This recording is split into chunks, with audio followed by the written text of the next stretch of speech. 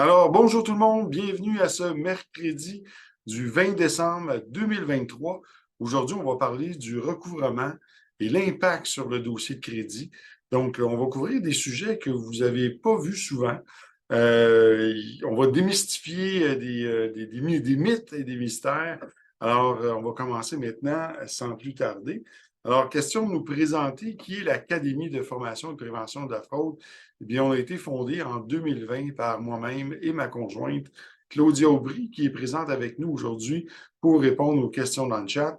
Et quand on a créé la FPF, eh bien, on avait un désir de répondre à un besoin criant dans l'industrie, qui est évidemment la présence de la fraude dans notre industrie. Aussi, notre mission, c'est bien d'outiller les professionnels afin de pouvoir lutter contre ce phénomène de la fraude. Entre autres, je dis souvent que je me réfère à une citation du général Sun Tzu, qui a écrit le livre de la guerre au Moyen Âge. C'est un général chinois. Et il disait, si tu ne connais ni ton adversaire, ni toi-même, chaque bataille, tu seras vaincu. Donc, si vous ne connaissez pas comment les fraudeurs vont venir à vous, eh bien, à chaque fois, vous ferez prendre. Donc, notre mission, c'est de vous outiller. Alors, je vous invite à visiter notre catalogue de l'AFPF et vous allez voir beaucoup de formations, notamment sur la fraude documentaire, la détection de faux documents, les faux avis de cotisation, le blanchiment d'argent dans l'immobilier, comment faire des recherches d'intégrité sur un éventuel partenaire immobilier. Ce sont des formations vraiment intéressantes. On a des UFC pour les membres de l'OASIC, le barreau, l'AMF, donc le courtage hypothécaire, et bien d'autres ordres professionnels également. Donc, pour ceux qui ne me connaissent pas, je me présente, Sylvain Paquette, je suis vice-président du chapitre du Québec pour l'Institut canadien du crédit, qui est une association professionnelle de directeurs de crédit, pardon, qui existe depuis 1928 au Canada. Donc, c'est un des plus vieux organismes canadiens. Alors, c'est moi qui s'occupe de la division pour le Canada, pour le Québec, en fait, et j'organise aussi à chaque année le colloque sur la fraude qui a lieu à Montréal. Alors, l'objectif des mercredis, bien, c'est d'aider les professionnels, évidemment, à parfaire leur connaissance sur les dossiers de crédit consommateurs afin de vous aider à aider vos clients pour qu'ils puissent réaliser leurs objectifs, mais aussi pour mieux protéger les clients contre les personnes et entreprises et cliniques de crédit qui proposent des services de rétablissement et de correction qui ne sont pas tout à fait légales ou qui sont parfois questionnables en termes d'intégrité. Donc, l'objectif ici, c'est de vous donner les bons outils pour avoir à faire les choses par vous-même. Alors aujourd'hui, le recouvrement et le dossier de crédit. Donc, ce qu'on va voir, c'est d'abord la table des matières. On va voir la définition. Il y a deux types de recouvrement qui sont encadrés par la loi. Il y a ensuite la législation applicable, les pratiques de l'industrie, l'impact sur le dossier de crédit, la négociation et enfin, pour aller plus loin. Donc, définition, qu'est-ce qu'une agence de recouvrement?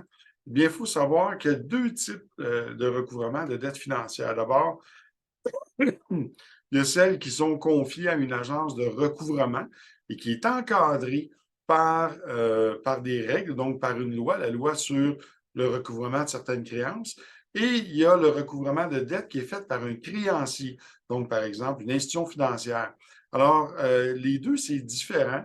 Il y a certaines choses qui se ressemblent, il y a quand même des différences et c'est important de les savoir. Donc, si on va sur le site de l'Office de la protection du consommateur, eh bien, c'est l'organisme gouvernemental qui légifère, donc qui encadre tout ce qui est de notion de recouvrement auprès des consommateurs. Donc, si on va voir la définition, eh bien, une agence de recouvrement, c'est un intermédiaire. C'est une entreprise à qui un créancier a donné un mandat de récupérer une somme d'argent qu'il prétend lui être due. Ce créancier peut être, entre autres, une institution financière ou un commerce. Donc, par exemple, vous devez 2000 dollars de facture impayée à un commerçant, eh bien, celui-ci pourrait demander à une agence de recouvrement de récupérer cette somme. Dans ce cas, c'est un agent de recouvrement qui va communiquer avec vous pour que vous payiez votre dette et non le commerçant directement. Cependant, cette pratique-là, elle est encadrée par la loi sur le recouvrement de certaines créances. Donc, à la section 2, on va voir maintenant la législation applicable. Eh bien, la loi sur le recouvrement de certaines créances a été créée en 1979 et cette loi-là rend l'Office de la protection du consommateur l'organisme responsable de veiller à l'application de cette loi-là. Je vous invite à aller la lire, la loi. C'est intéressant. Il y a environ 70 articles. C'est pas très fastidieux à comprendre. Et vous allez voir que la loi met vraiment en garde le consommateur et tous les droits qui lui sont conférés.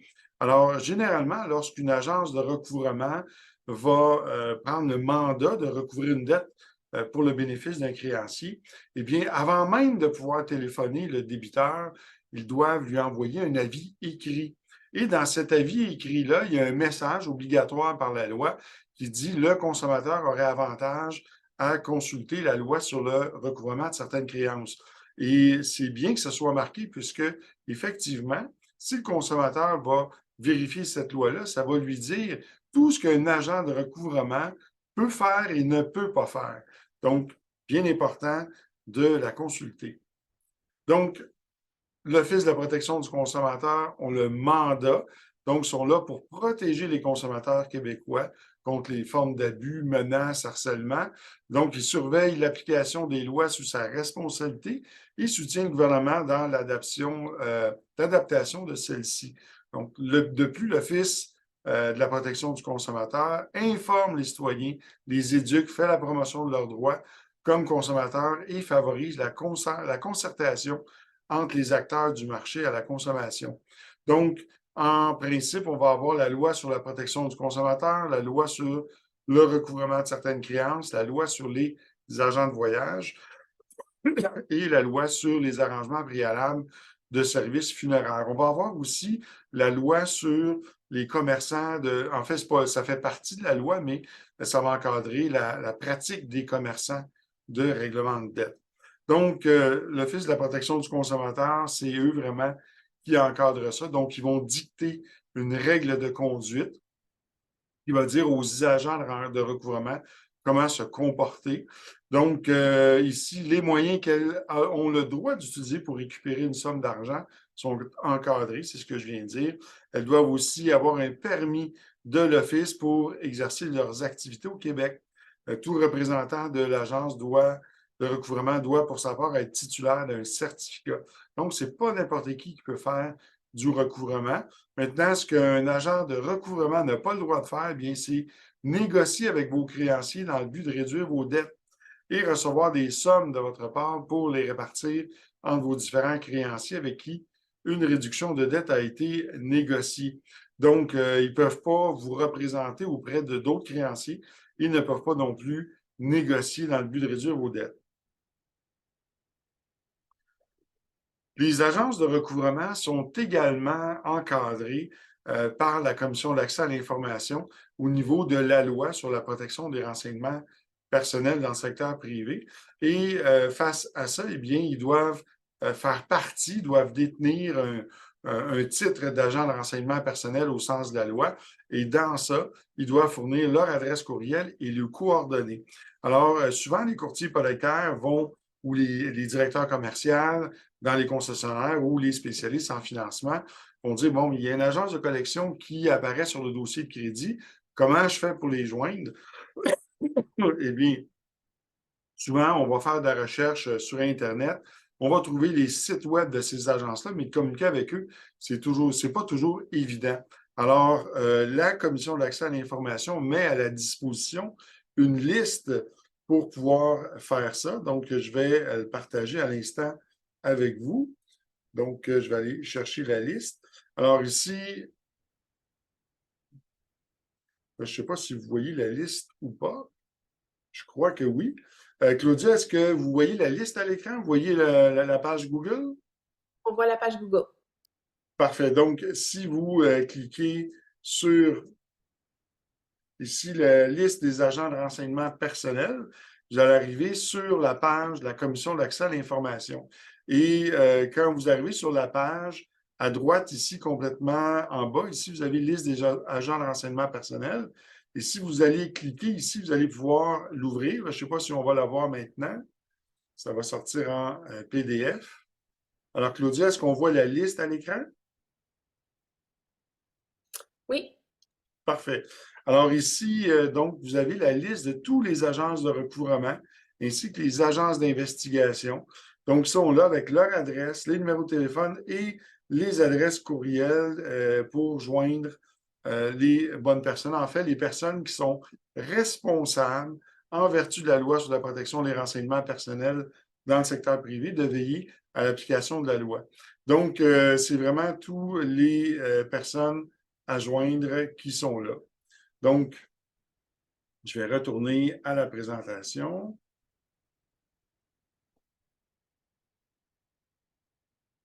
Alors, voilà, donc on revient ici. Donc, on vient de voir la liste. on voit pas la présentation, Sylvain. Ah oui, là, ça va. Présentation. Ok, juste un instant. Maintenant, ça va. OK, là, on la voit maintenant? Oui, Parfait. Alors, je vais juste replacer ça comme ça ici. Continue. Donc, maintenant, les pratiques de l'industrie. Alors, on va aller voir ensemble le site de l'Office de la protection du consommateur. Donc, je vais refaire un New Share et on va aller. OK, on va retourner ici sur la page. On va fermer ça comme ça. Donc, vous devriez voir ici. Est-ce qu'on voit la page de l'Office de la protection du consommateur? Claudia? oui. Oui, parfait. Alors, quand vous allez aller sur le moteur de recherche, vous allez taper Office de la protection du consommateur, recouvrement, et vous allez tomber sur cette page ici. Donc, ici, on va avoir qui peut recouvrir une somme, les règles encadrant la communication, remboursement de la somme due, mettre fin au harcèlement, recours contre un créancier. Et si on retourne ici, on peut voir dans le menu, il y a ici recouvrement de dette par une agence ou recouvrement de dette par un créancier. Si on va voir ici par une agence, eh bien, on va voir ici conseil si un agent de recouvrement communique avec vous. Qu'est-ce qu'une agence de recouvrement? Les règles encadrant la communication. Donc, tous les détails à savoir pour le consommateur sont là. Par exemple, dans la pratique, dans les bonnes pratiques, les agences de recouvrement doivent d'abord envoyer un avis de communication écrite. Ensuite, ils peuvent communiquer avec vous. Ils ne peuvent pas communiquer avec des membres de votre famille ou vos contacts ou à votre travail pour faire part que vous avez une dette qui est due. Ils peuvent seulement les appeler une seule fois pour leur demander votre numéro de téléphone ou tenter de vous joindre. Mais ils ne peuvent pas communiquer, par exemple, l'information à l'effet que l'agence de recouvrement court après vous pour une dette. Donc, il y a plusieurs restrictions. Il y a vraiment, c'est très bien encadré. Cependant, ce n'est pas toujours bien respecté par les agences de recouvrement ou par les agents. Alors, il faut parfois porter plainte à l'Office. Donc, c'est le consommateur qui doit le faire. Vous, en tant que courtier directeur commercial, ça ne fait pas partie de votre mandat de faire ça, mais c'est au consommateur. Toutefois, vous pouvez conseiller le consommateur à aller regarder la loi ou regarder ici sur le site les règles qui encadrent toutes les pratiques des agences de recouvrement. Donc, on va retourner dans notre présentation. Alors, Claudia, maintenant, est-ce qu'on voit bien toujours la diapositive de la présentation? Oui. Parfait. Alors maintenant, chose bien importante, on va aller voir maintenant l'impact sur le dossier de crédit. Eh bien, dans la communauté des créanciers, il y a une entente dans laquelle tous les créanciers se sont mis d'accord. C'est pour dire qu'on n'accorde pas de crédit à un débiteur ayant des comptes en recouvrement. Donc, dès que sur le dossier de crédit, dans la section des archives publiques ou dans la section des comptes commerciaux, qu'il va y avoir un compte qui est en recouvrement, eh bien, la règle, c'est qu'on n'accorde pas de crédit. On va exiger une quittance et souvent, on va exiger même que le dossier de crédit soit mis à jour parce que des fausses quittances, ça existe. Alors, souvent, la quittance, ce n'est pas suffisant. Les fournisseurs de crédit, les prêteurs vont exiger que l'information soit corrigée au dossier de crédit. Et s'il s'agit d'un jugement, eh bien, ils vont exiger que le jugement ait la mention satisfait ou inclus dans faillite ou inclus dans proposition ou bien exécuté. Mais si le message dispositif inconnu est apparent, dans l'état du jugement, eh bien, ils vont exiger une déclaration de satisfaction du jugement. Donc, c'est les éléments les plus importants qu'il faut savoir. Donc, il n'y a personne qui va accorder de crédit. Et pourquoi que c'est comme ça? C'est tout simplement que, question de temps, eh bien, les créanciers vont finir par se faire payer. Parce que si quelqu'un veut une voiture, puis qu'on lui dit, ah, ben, pour approuver ta voiture, il faut que tu règles ta facture avec Bell qui est en recouvrement. Eh bien, Bell est sûr de se faire payer. Un jour ou l'autre, le consommateur va avoir besoin de crédit, va avoir besoin d'une voiture, d'une maison, et on va lui exiger tout simplement de payer ses créanciers. Donc, c'est une entente non écrite qui est régie dans la communauté des créanciers. Donc, si on a, par exemple, un dossier de crédit, on a ici un compte avec Mastercard, Banque de Montréal. Donc, il faut savoir que souvent, les comptes qui sont placés, excusez-moi, les comptes qui sont placés en recouvrement, eh bien, vont être rapportés deux fois, c'est-à-dire qu'ils vont être rapportés dans la section des fournisseurs de crédit, ce qu'on appelle les comptes commerciaux, mais ils vont être également rapportés via une agence de recouvrement dans la section des archives publiques. Donc, ici, par exemple, on va avoir le numéro de membre Equifax avec le code d'industrie. Par exemple, ici, on a ON qui désigne les cartes de crédit. On voit le nombre de mises à jour qu'il y a eu, donc 52 fois que ça a été rapporté sur le dossier de crédit. Le type de portefeuille est un R, donc c'est du crédit rotatif. Donc, on parle ici d'une carte de crédit. La fréquence des paiements est établie de façon mensuelle et le type de compte est classé neuf. On va aller voir tout à l'heure ce que ça veut dire. Le narratif, ici, on a dit mensuel et l'examen du compte, eh bien, c'est une mauvaise créance, un compte en recouvrement, incapable de repérer où ce compte a été rapporté sur une période de 52 mois. Donc, on peut voir que la limite de crédit était 3 000. Le solde est à 4 919, le montant le plus élevé qui a été accordé, ben, pas qui a été accordé, mais qui a été enregistré sur le compte, c'est également 4 919. Le compte a été ouvert en 2017 et la dernière activité, donc, en décembre 2018. Donc, c'est à partir de 2018, ici en décembre, que le compte est passé à cet état, donc à la cote 9. On peut voir aussi que ça a été rapporté en 2022. Il n'y a pas eu de paiements qui ont été faits. Le retard est toujours 4 917. Par contre, il y a un montant qui a été radié, 2 975. On ne sait pas c'est quoi, pourquoi que c'est là. C'est un montant qui a été retiré. Et la date de fermeture du compte est en 2018. Donc, lorsqu'un créancier va regarder ici, eh bien, ce compte-là, il va exiger une quittance.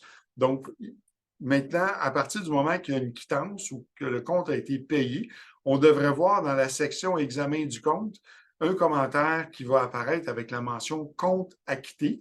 Et évidemment, le solde devrait être rapporté à zéro.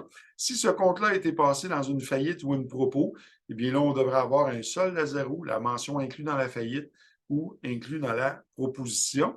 Et dans le cas d'une proposition, eh bien, le type de compte, au lieu d'être 9, devrait être 7. Donc, paye en vertu d'une ordonnance de consolidation. Et bref, voilà pour celui-là. Maintenant, pour le compte des jardins ici, on voit qu'il a été rapporté 74 fois. C'est un compte classé R. La cote est 9. Il est rapporté ici comme étant une mauvaise créance. La limite de crédit était 1 000 le crédit le plus élevé est 4 356.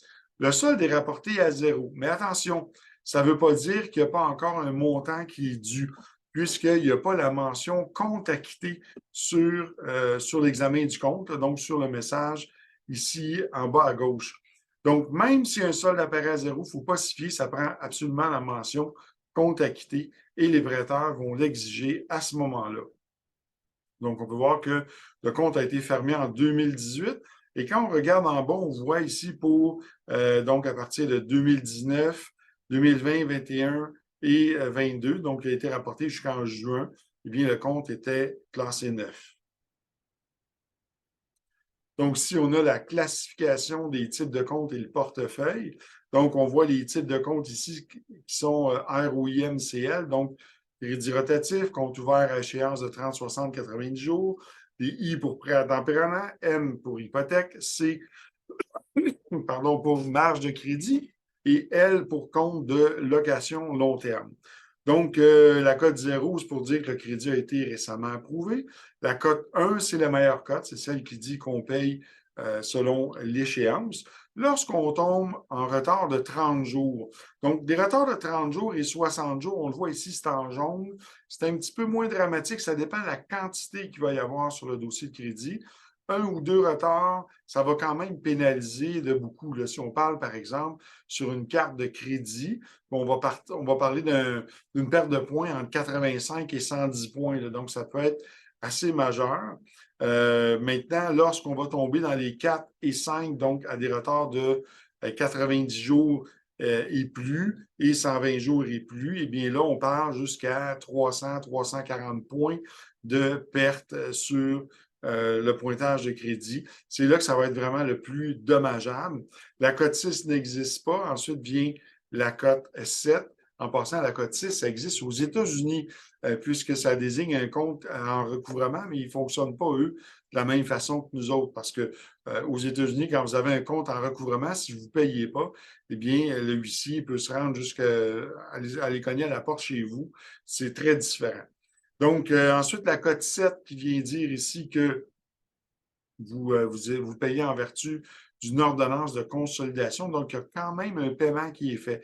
Alors, la cote 7 ne fera pas perdre de points autant que la cote 4, 5 et 9. Et ensuite, les reprises de possession, eh bien, si vous avez des soldes qui sont dus, dans le cas d'une hypothèque ou d'un prêt automobile, eh bien, ça va être rapporté également. Et la cote 9, qui est mauvaise créance mise en recouvrement ou client disparu, eh bien, c'est la cote de crédit qui va le plus endommager. Je pense que j'ai accroché un bouton. Est-ce qu'on voit toujours l'écran, Claudia? On voit Zoom, donc peut-être OK. arrêter ton partage puis le recommencer. Oui, il s'est passé quelque chose rapidement. Juste un petit instant, on va corriger ça. Donc, diaporama. Et donc, on fait Share et écran 2. Voilà. Donc, on voit l'écran maintenant, Claudia? Oui? Alors, parfait. Donc, un petit problème technique. Donc, on continue. Donc, lorsqu'un compte va tomber à la cote 4 ou 5, mais généralement, la cote 5, donc soit R5, I5 et ainsi de suite, c'est là que le créancier, le prêteur, va prendre une décision, à savoir, est-ce qu'il va mandater une agence de recouvrement pour recouvrer la créance? Est-ce que son propre département de recouvrement à l'interne va s'en occuper? Est-ce qu'ils vont entamer des procédures judiciaires pour aller chercher un jugement? Bien, ça, c'est seulement 10 des créanciers qui vont opter pour cette solution-là.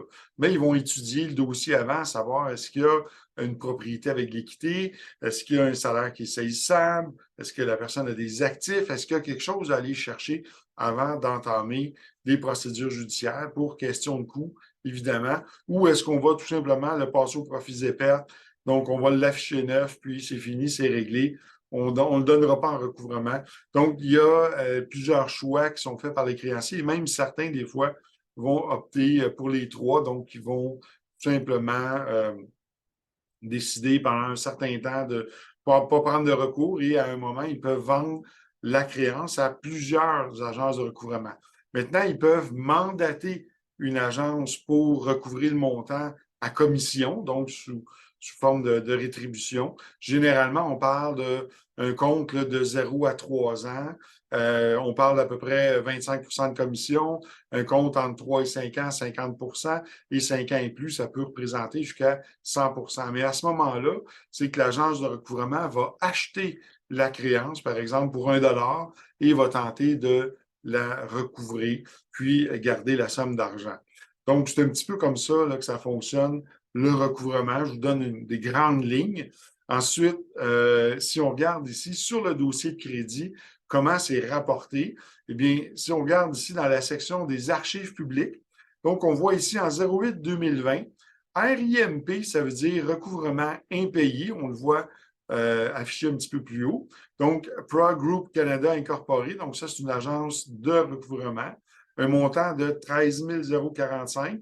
C'était pour Fairstone Citibank, donc c'est eux qui sont les créanciers principaux. C'est eux maintenant, ProGroup, qui sont mandatés pour recouvrir la somme. La DDA, qui est la dernière date d'activité au compte, donc 12 décembre 2019. Et ça veut dire que ça va disparaître 6 ans après la dernière date d'activité. Donc, on a encore le solde qui est rapporté, qui est toujours à zéro, qui n'est pas à zéro, pardon, qui était à 13 045, et le numéro de dossier auprès de l'agence de recouvrement. Ensuite, on va avoir ici 0815, donc payé. Donc, ce recouvrement-là a été payé. C'était pour Crédifax Ontario, une somme de 820 et c'était pour entreprise Rent-A-Car, et ça a été payé en 2015. Donc, le solde est à zéro et le numéro de compte. Et ensuite, on voit plus bas, en avril 2015, un jugement de la Cour du Québec pour 2224 Donc, la personne, elle était la défendresse, donc c'est elle qui était attaquée pour procureur général du Canada, ministère de l'Éducation. Le bureau d'avocat, c'était Morin Biengenetti, et c'était un jugement qui était obtenu par Justice Québec et ça a été satisfait. Donc, ça a été réglé. Si on regarde la légende ici en bas à droite, eh bien, les mentions qu'on va voir le plus couramment sur les jugements, c'est soit dispositif inconnu, eh bien là, personne ne va vouloir prêter parce que lorsque cette mention-là, eh bien, il y a un risque imminent pour un éventuel prêteur puisque on ne sait pas si le jugement a été exécuté. Et au Québec, un jugement, c'est exécutoire pendant 10 ans. Donc, pardon, je vais prendre une petite gorgée d'eau.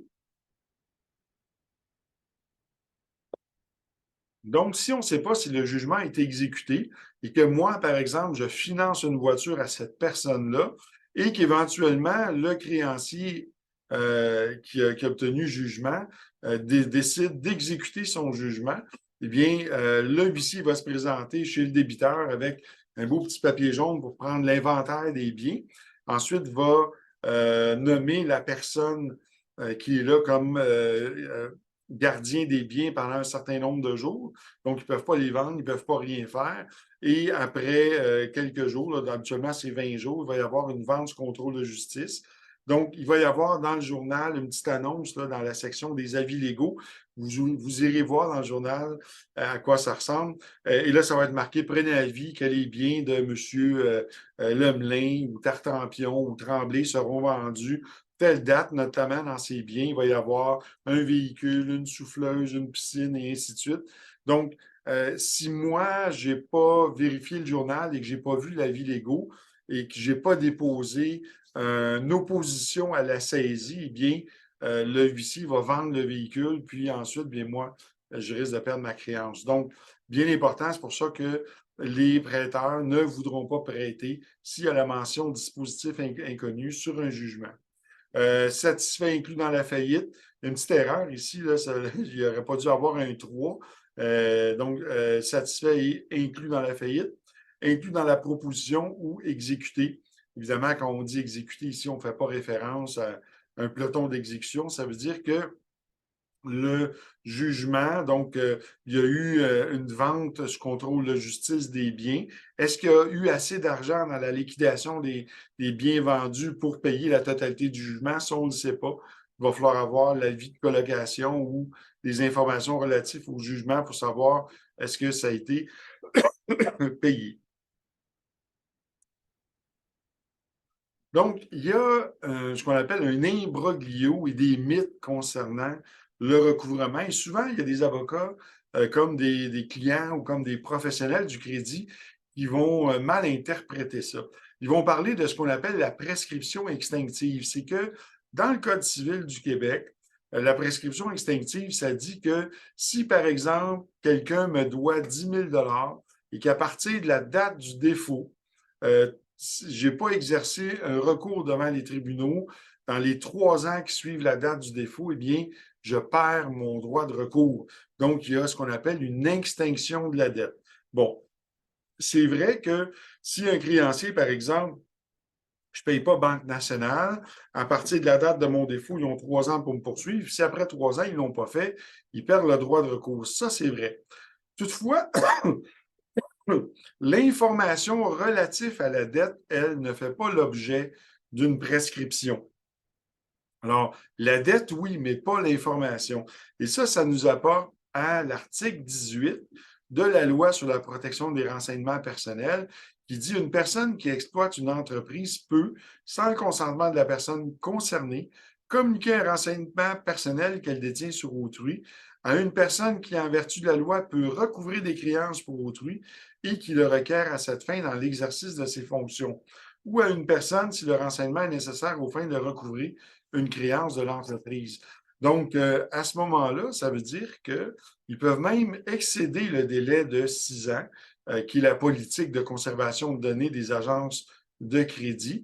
Donc, l'agence de recouvrement peut ramener la dette sur le dossier de crédit 10 ans, 15 ans, 20 ans, 30 ans plus tard, puisque l'information, elle, ne fait pas l'objet d'une prescription.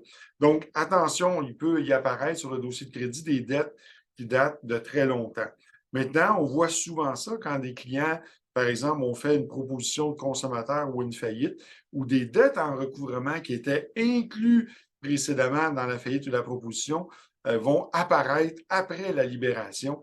Et ça va empêcher le consommateur de pouvoir se rétablir puisque la dette va être considérée comme étant due après la libération de la faillite. Ça va être considéré comme un dérogatoire et ça va être très mauvais pour la réhabilitation du dossier de crédit. Donc, ça va nécessiter à ce moment-là une contestation, des corrections pour régler le problème, donc retourner cette dette-là dans le passé, donc à partir du moment où la faillite ou la proposition a été libérée. Maintenant, on va parler de la négociation avec les agences de recouvrement. Donc, qui peut agir à titre de représentant? Donc, représenter le client, bien, il y a le débiteur lui-même, donc celui qui est en dette avec son créancier, un conseiller juridique, donc un avocat, un syndic autorisé en insolvabilité, un commerçant de règlement de dette. Ça, c'est quelque chose de nouveau au Québec qui est encadré par l'Office de la protection du consommateur. Je crois que c'est depuis 2019. Le 1er février 2019, je crois que ça a été mis en place. Et maintenant, pour pouvoir négocier des dettes ou les payer auprès de créanciers ou pour le bénéfice d'un consommateur auprès de ses créanciers, eh bien, ça prend un permis de commerçant de règlement de dette. C'est un permis qui coûte environ 1 000 et dans lequel il faut fournir un cautionnement de 50 000. Et il y a des dispositions, des règles, des procédures à suivre pour pouvoir faire ça. Et évidemment, le représentant d'une succession, héritier ayant droit, personne désignée par un mandat d'inaptitude, ben à ce moment-là, en fournissant une preuve du mandat ou la preuve qu'elle s'occupe de la succession, eh bien, peut négocier avec une agence de recouvrement.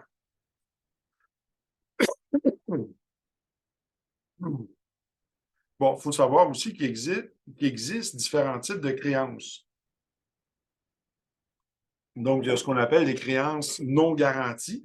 Ici, on parle de prêts personnels, de cartes de crédit, de prêts étudiants, toute forme de prêt là, conventionnel, sauf par exemple des prêts auto, des prêts où il y a des biens qui sont rattachés, qu'on appelle une créance garantie.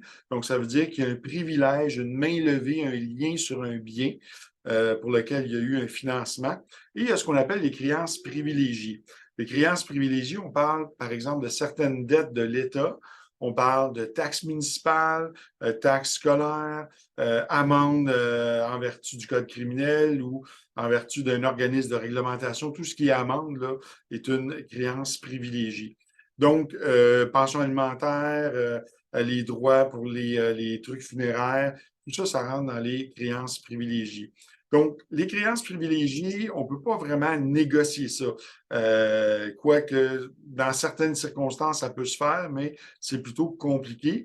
Les créances garanties, ben encore là, oui, ça peut se négocier, mais c'est dans certaines circonstances. Et les créances non garanties, bien, ça peut être négocié dans pas mal toutes les circonstances.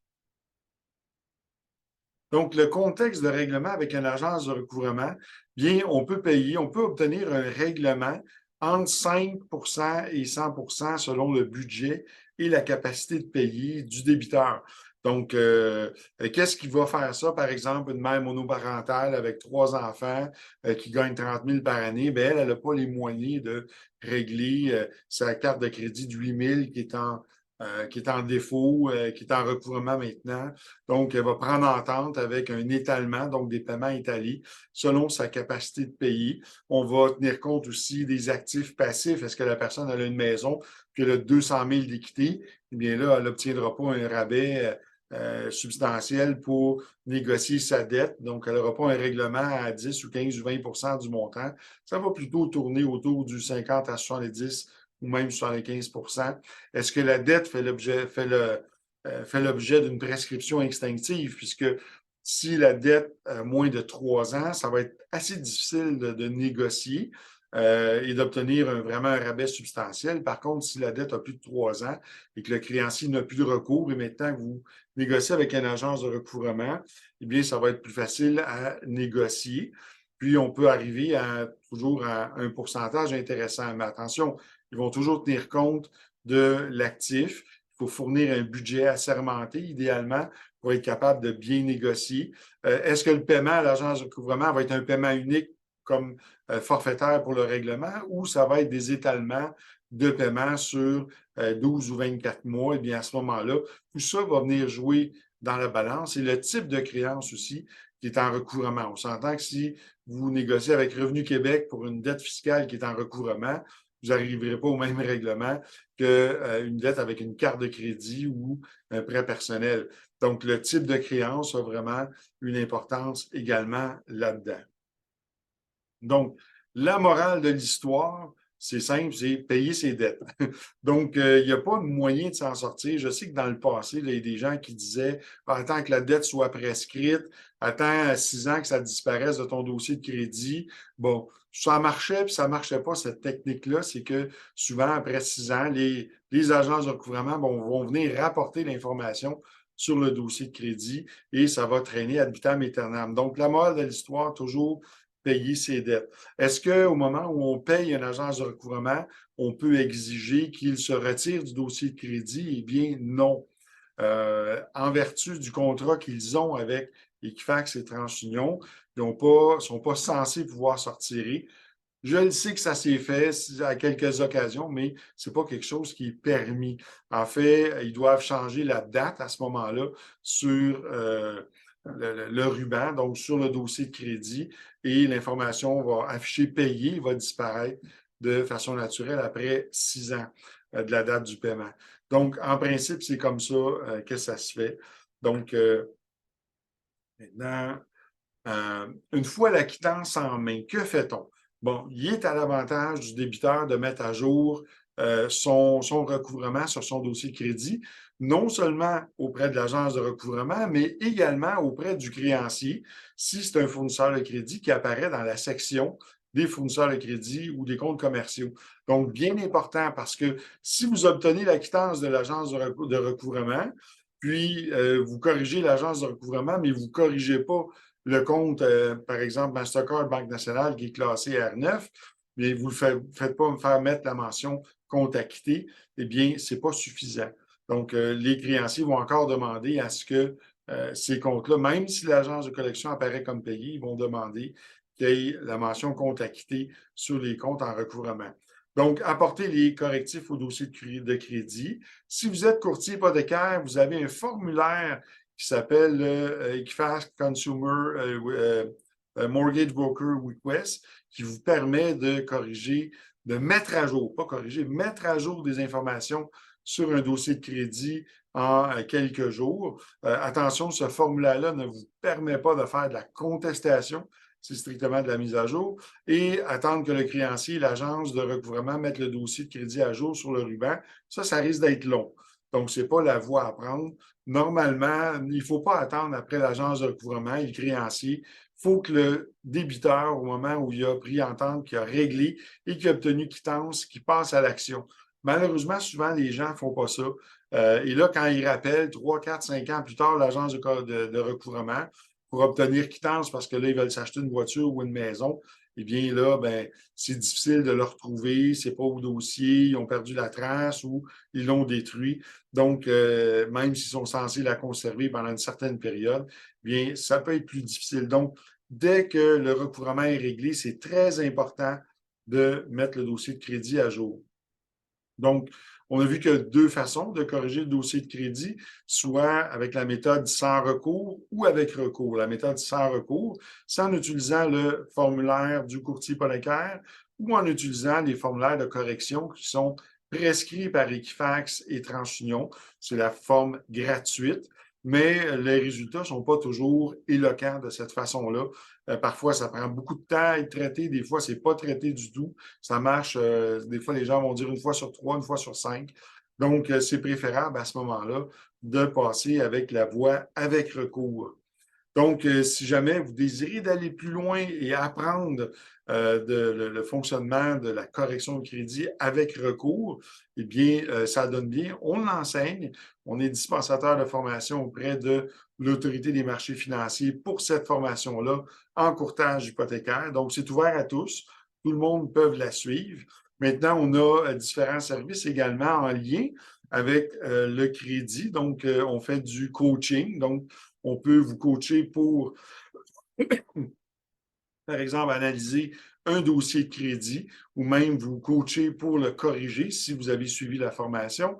La formation corriger, apprendre soi-même à corriger les dossiers de crédit, elle donne 12 UFC, dont 7 UFC pour dirigeants responsables. Donc, c'est vraiment une formation très intéressante.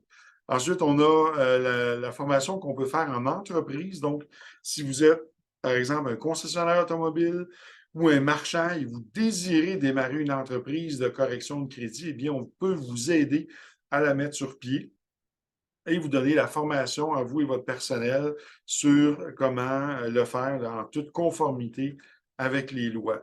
Donc, la formation sur la correction de crédit, qu'est-ce qu'elle contient?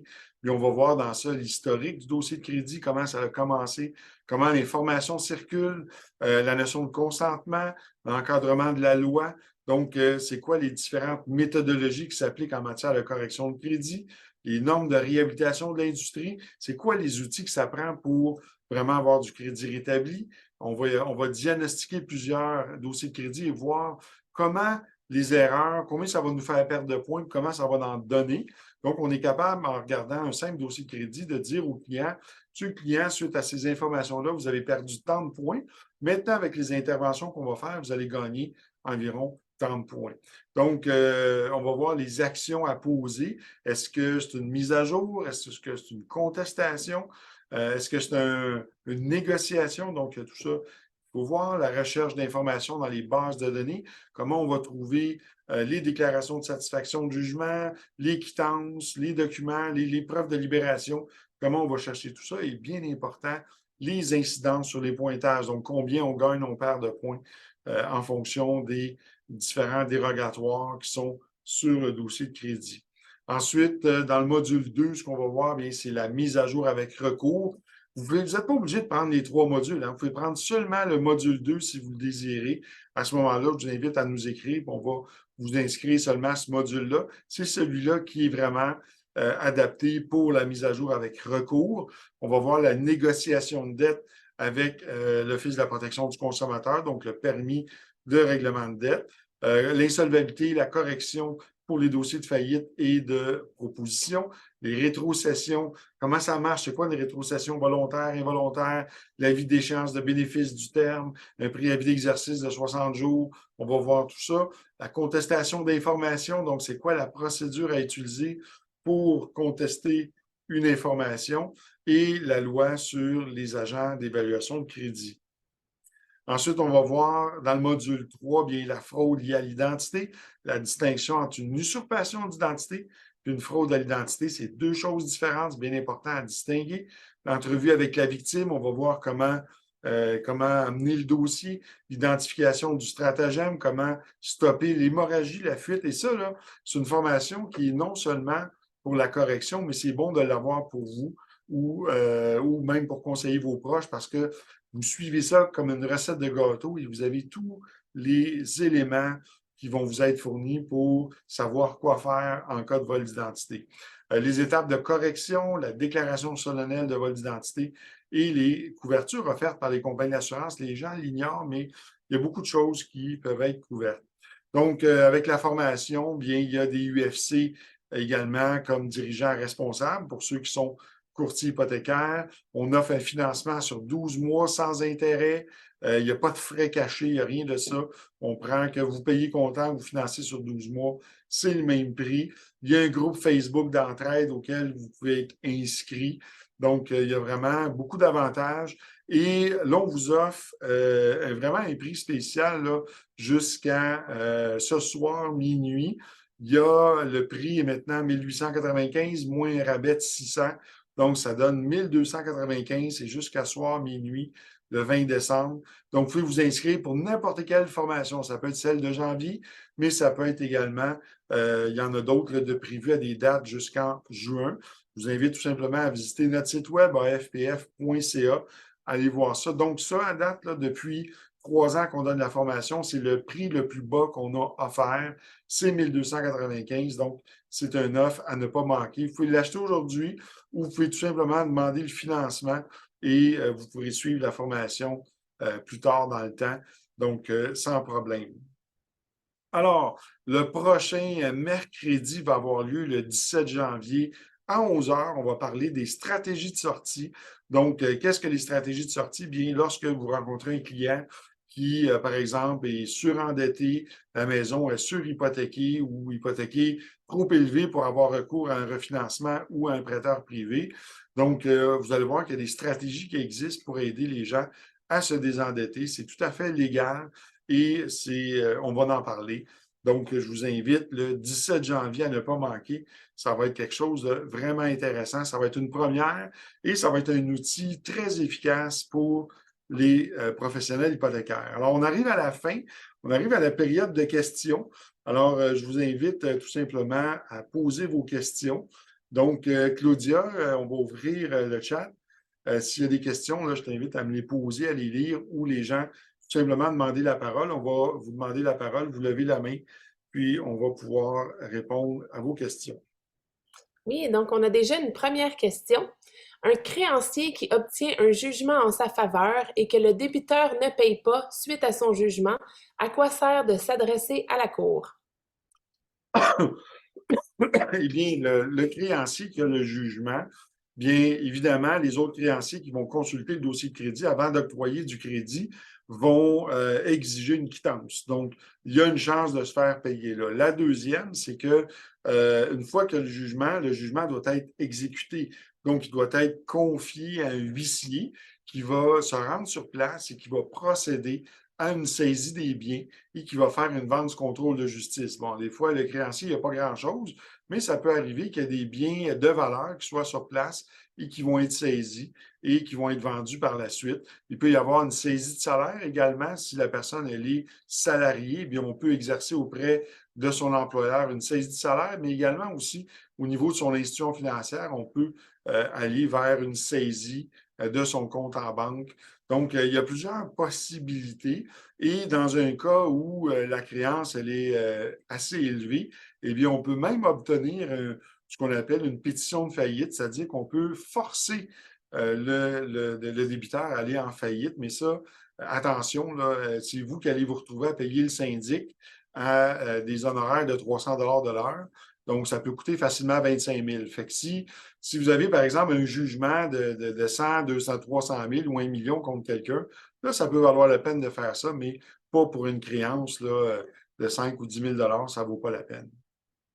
Est-ce que j'ai bien répondu à la question? Je crois bien que oui. On n'a pas d'autres questions pour le moment. J'invite nos participants également, si jamais vous avez des sujets à proposer, des sujets que vous aimeriez qu'on traite pour des prochains mercredis, ça nous fera plaisir de traiter des sujets qui peuvent vous aider dans votre pratique. Donc, n'hésitez pas à nous faire part de vos besoins de ce côté-là.